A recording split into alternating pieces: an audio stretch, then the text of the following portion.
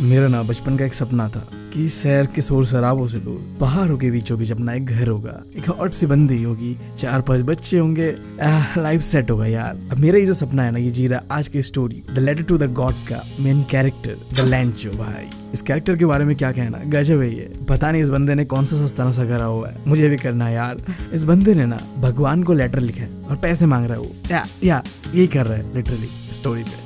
कैसे कैसे लोग रहते हैं यार यहाँ पर। अब इस स्टोरी का शुरुआत होता है एक ऐसे सीन के साथ जहाँ पहाड़ों के बीचों बीच एक लौता घर, एग्जैक्ट वैसा ही जैसा मैंने अपने सपनों के घर के बारे में सोचा हुआ है। एक साइड बहता हुआ नदी और दूसरी साइड हरा भरा मक्के का खेत। देख के लग रहा है कि इस बार का फसल तो बहुत अच्छा होने वाला है। बस किस चीज को सबका अगर इंतजार था तो वो चीज था बारिश। खैर बारिश से याद आया मुझे, मानसून का महीना चल रहा है, चारों ओर बारिश ही बारिश है। और ऐसे बारिश वाले माहौल पे क्या चाहिए होता है, चाय और पकोड़ा। नहीं सही में तुम अगर मुझसे पूछो, बारिश के मौसम पे मुझे कुछ करने को दिल नहीं करता, बस कहीं बैठा रहो, चाय पकोड़ा और साथ में कोई हो जिसके साथ रोमांटिक गाने सुन सकूं। खैर ये तो सपना ही रह जाएगा मेरा। जैसे मैंने तुम्हें बताया कि इस साल मक्के का खेती जो था लैंचो का, वो अच्छा होने वाला था। बस एक चीज का इंतजार था, वो था बारिश। अब यहाँ पे क्या होता है, लैंचो सुबह से उठता है और कुछ भी काम नहीं करके बस आसमान को तके जा रहा था। तुम समझ जाओ क्यों, वो इस उम्मीद पे लगा हुआ था कि बारिश आएगा और जो है सोने पे सुहागा कर देगा फसल का। वो आके अपनी बीवी को कहता भी ये बात की बस हमें कोई चीज का जरूरत है तो थोड़ा बारिश। और ये सुन के उसकी बीवी भी आगे से कहती है हाँ भगवान चाहे तो जरूर होगा। नहीं सही बात है, भगवान चाहे तो क्या कुछ नहीं हो सकता है ना। खैर सीन शिफ्ट होता है जहाँ दिखाया जाता है कि अब लैंचो के बच्चों के बारे में थोड़ा बहुत, जहाँ जो घर के बड़े बच्चे थे वो खेत पे काम कर रहा है और जो घर के छोटे बच्चे थे वो घर के आसपास ही मस्ती कर रहा है। और इसी बीच लैंचो का पत्नी यानी उन बच्चों का मॉम उन्हें खाने को बुला लेती है। अब देखो ऐसा अक्सर होता है कि हम जो सोचते हैं ना वो हमारे साथ हो जाता है। अब लैंचो सोच ही रहा होता है खाते खाते की बस थोड़ी देर में बारिश आ ही जाएगा शायद, और देखो सोचते सोचते बारिश आ ही गया और हमारे लैंचो भाई से रहा नहीं गया। वो खाने के प्लेट को छोड़ते हुए बाहर निकलता है और बारिश की बूंदों को अपने बदन पे फील करने लगता है। एक बड़ा सा क्लाउड माउंटेन की शेप का उसके ओर आ रहा होता है। बाहर में जो हवा चल रही थी ना वो मीठी थी, खुशबूदार थी, फ्रेश थी। ये सब देख के लैंचो अपने फैमिली से कहने लगता है कि देखो ये जो बारिश की बूंदे है ना, ये बस बारिश की बूंदे नहीं है, ये यार कॉइन्स है, यानी कि तुम कह लो सिक्के है, पैसे है। जो मोटे मोटे बारिश की बूंदे है ना वो 10 सेंट है और जो छोटे छोटे बारिश की बूंदे है ना वो 5 सेंट है। अब इससे पहले कि तुम कंफ्यूज हो जाओ ये सब क्या है, मैं तुम्हें पहले ही बता दूं। इस स्टोरी के अंदर पे 1 पैसो इक्वल्स टू 100 सेंट। ये बिल्कुल हमारी तरह ही है जैसे 1 रुपीस इक्वल्स टू 100 पैसा होता है, एग्जैक्ट वैसे ही। और बारिश की बूंदों को कैसे कंपेयर करा गया, जो मोटे मोटे बूंदे उन्हें 10 सेंट और जो छोटे छोटे बूंदे उन्हें 5 सेंट। देख रहे हो लैंचो भाई को बारिश की बूंदों को पैसा ही पैसा मान रहा है वो, और सही भी है, सब कुछ सही था, फसल अच्छा होने वाला था, बस बारिश का जरूरत था और वो आ चुका था। अब कहते हैं यार जब तुम्हारा गांड फटने वाला होता है ना तो तुम्हें ऊपर वाला भी नहीं बचा सकता। और या तो हमारे भाई के साथ ऊपर वाला ही कुछ गलत करने वाला था। वो बारिश की उम्मीद पे बैठा हुआ था कि बारिश आएगा, फसल अच्छा होगा। बारिश तो आता है बट बारिश के साथ आता है बहुत जोर का हवा, और वो हवा साथ में लाता है हेलस्टॉर्म। जिन्हें समझ नहीं आ रहा है हेलस्टोन क्या है, तुम समझ लो क्रिस्टलाइज जो आसमान से गिर रहा था। इसको हिंदी में बोलो तो ओले गिर रहे थे ऊपर से, और ये हेलस्टोन इतना ज्यादा गिर रहा था कि पूरा फसल बर्बाद होने वाला था। और इस हेलस्टोन को हमारा भाई डिस्क्राइब कर रहा था सिल्वर कॉइन से। ये सिल्वर कॉइन्स जो आसमान से टपक रहे पूरे की पूरे फसल को बर्बाद करने वाला था। लैंचो अपने मन मन में ये सोच रहा था भाई साहब बहुत गलत हो रहा है, अगर ऐसा ही होता रहा तो पूरा फसल मेरा हो जाएगा बर्बाद। और वो उम्मीद कर रहा था कि शायद बहुत जल्दी ये हेलस्टोन जो भी गिर रहा है वो खत्म हो जाए, बंद हो जाए।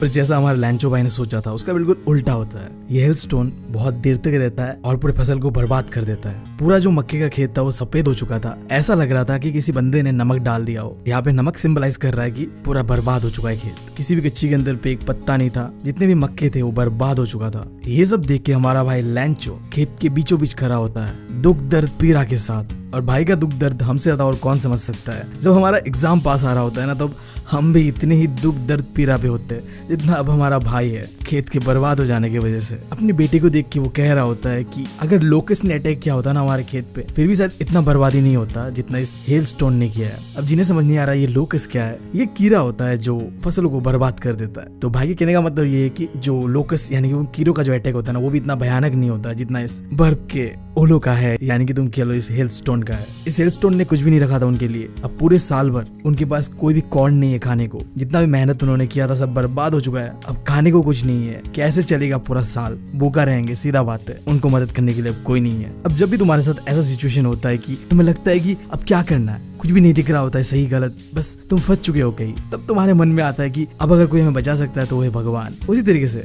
उन सब के बच्चे से लेके लैंचो उसकी बीवी के मन में भी यही सवाल चल रहा था, अगर कोई हमें बचा सकता है तो वो है हमारा भगवान। तो वही पे लैंचो का बीवी कहता भी है कि ज्यादा दुखी मत हो, भगवान किसी को भूखा नहीं रखते, वो अपना रास्ता ढूंढ ही लेते, अपने बच्चों को यानी कि हम सबको कुछ ना कुछ कर ही देते हैं जिंदगी जीने के लिए। फसल के इतने बुरी तरीके से बर्बाद होने की वजह से लैंचो का रात का नींद और चैन दोनों उड़ चुका था। वो हमेशा इस ख्यालों में डूबा रहता था कि अब हमारा क्या होगा, अब अगर हमारा कोई मदद कर सकता है तो वो एक है भगवान, गॉड। अब देखो सीन क्या होने वाला है कि भाई हमारा लिखने वाला है गॉड को लेटर, क्योंकि इस चैप्टर का नाम ही है लेटर टू गॉड। इससे पहले तुम जान लो भाई के बारे में एक चीज। वैसे तो ना हमारा भाई बहुत ही मेहनती एकदम गाय की तरह है, दिन भर खेत पे काम करेगा, मतलब एक फार्मर नॉर्मल जो होता है, बिजी रहता है अपने खेत को लेके। बट वो पढ़ा लिखा था, वो लिख पढ़ सकता था। तो वो एक संडे की सुबह सुबह उठता है और डिसाइड करता है कि अब एक लेटर लिखना है गॉड को, और अपने हाथों से वो लेटर लिखता भी है। उस लेटर के अंदर पे क्या था तो देखो, पागलपंथी किया था, तुम भी सुन लो। भगवान जी, अगर आपने मुझे इस बार मदद नहीं किया तो मैं और मेरे बच्चे इस साल भूखे ही मरेंगे। मुझे ज्यादा नहीं, बस 100 पैसों का जरूरत है, जिससे मैं अपने फसल को दोबारा उगा पाऊँ जो भी बर्बाद हुआ इस साल, और अपने फैमिली को खाना पीना खिला पाऊँ, भूखा ना सुलाऊं।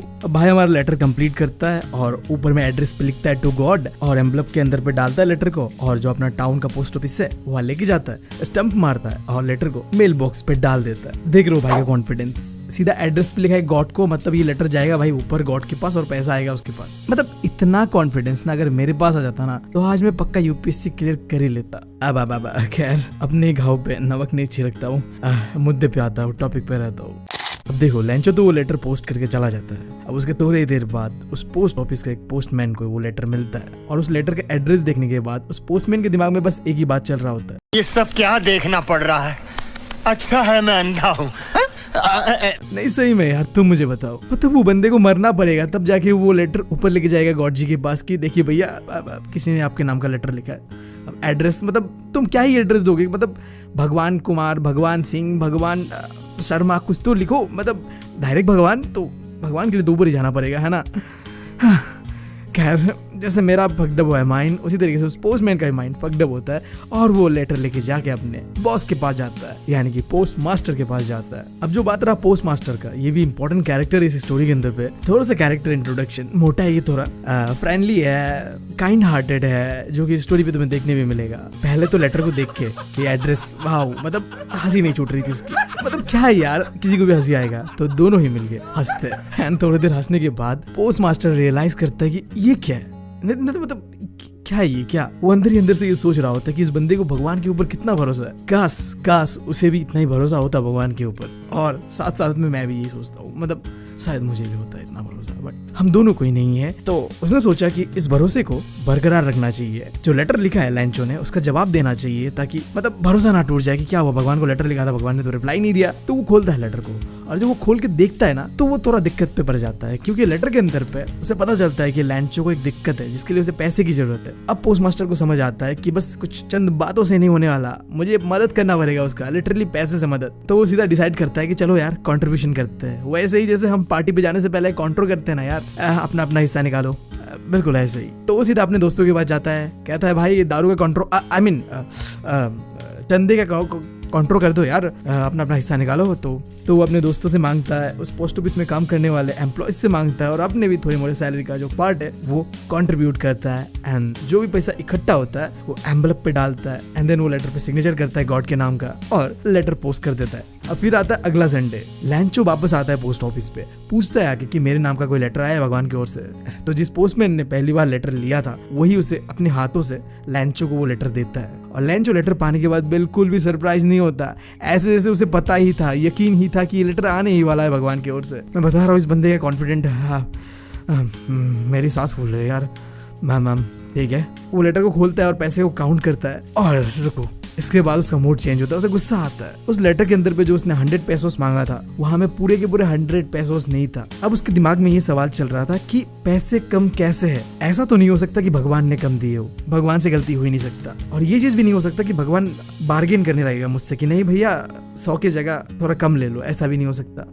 तो वो तुरंत जाता है उस पोस्ट ऑफिस के विंडो पे और जाके पेन पेपर मांगता है। एक पब्लिक टेबल था पास पे, वहीं पे बैठता है और दोबारा वो लेटर लिखता है बहुत ही गुस्सा वाला फेस के साथ। पता नहीं क्या लिखा हुआ उसने, थोड़ी देर में पता चलेगा। एंड देन वो उस लेटर को मेल बॉक्स पे डाल देके चला जाता है। अब जैसे ही लेंचो जाता है वो लेटर पोस्ट मास्टर के पास लाया जाता है। पोस्ट मास्टर का भी एक्साइटेड था कि देखना है उसे कि क्या है इस लेटर पे, जो उसने मदद किया है पहली बार किसी का इतनी अच्छी तरीके से। ढेर सारा थैंक यू तो एटलीस्ट होगा ही होगा है ना। हाँ थैंक यू ही होना चाहिए, मतलब आदमी गुस्से वाला शक्ल में क्या ही लिखेगा, थैंक यू लिखेगा आई गेस। देखते हैं क्या लिखा था। हाँ तो वो खोलता है लेटर और देखता है कि लेंचो भाई हमारा लिखता है कि गॉड, मैंने जो आपसे पैसा मांगा था ना उसमें से बस मुझे मिला है 70 पेसोस और बाकी का जो पैसों है ना वो आप मुझे भेज दीजिए, मुझे उसका बहुत जरूरी है।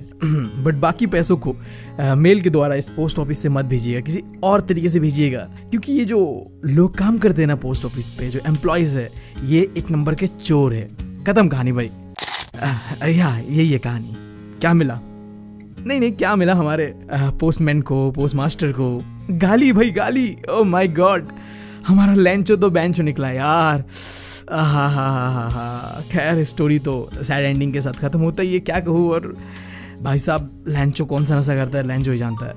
अब इसके बाद कुछ इंपॉर्टेंट वर्ड्स जो इस चैप्टर से तुम्हें जान लेना चाहिए। पहला है क्रेस्ट, पहाड़ का जो एकदम ऊपर वाला हिस्सा होता है ना, टॉप, उसे कहते हैं। एंड देन पेजेंट्स, फार्मर, आसान है। लोकस्ट, वो कीड़ा जो फसलों को खा देता है। हेलस्टोन, मैंने बताया कि आसमान से गिरते हुए कुछ बर्फ के गोले, जैसे कि बारिश की बूंदे हो, ऐसा लगता है जब वो गिर रहा होता है। अगर सर पे गिर गया तो फुट भी सकता है तुम्हारा, जो कि इस स्टोरी पे देखने मिलता है जब हमारे लेंचो भाई का फसल बर्बाद कर देता है ये हेलस्टोन। इसके बाद कॉन्सेंस, यानी कि अंतर आत्मा की आवाज। हमें लगता है ना कभी कभी कि ये चीज गलत है, सही है, मन की आवाज यार वही है। पैसो एक करेंसी है जो कि मोस्टली लैटिन अमेरिकन कंट्रीज में यूज किया जाता है। ड्रिजल, जब हल्का हल्का बारिश हो रहा होता है उसे कहते हैं। कंटेनमेंट, संतुष्टि, सेटिस्फैक्शन, समझ रहे हो, जैसे होता है ना यार अपने क्रश को देखने के बाद कंटेनमेंट, यार संतुष्टि की भावना, वही है। उसके बाद एमिएबल, फ्रेंडली होना, बहुत ही मतलब प्यारा, हम्बल, ठीक है। जैसे हमारा वो पोस्ट मास्टर था, अनजान आदमी था, क्या जरूरत था उसे मदद करने का, बट उसने किया, इसके बदले उसे गाली पड़ा वो अलग बात है। आखिर में क्रूग, वही चोर, जैसे गाली दिया लेंचो ने पोस्ट मास्टर और पूरे एम्प्लॉय जितने भी थे उन्हें। तो इसी के साथ ये इंपॉर्टेंट वर्ड्स भी खत्म होता है और ये चैप्टर भी खत्म होता है। उम्मीद है तुम लोगों को पसंद आया होगा।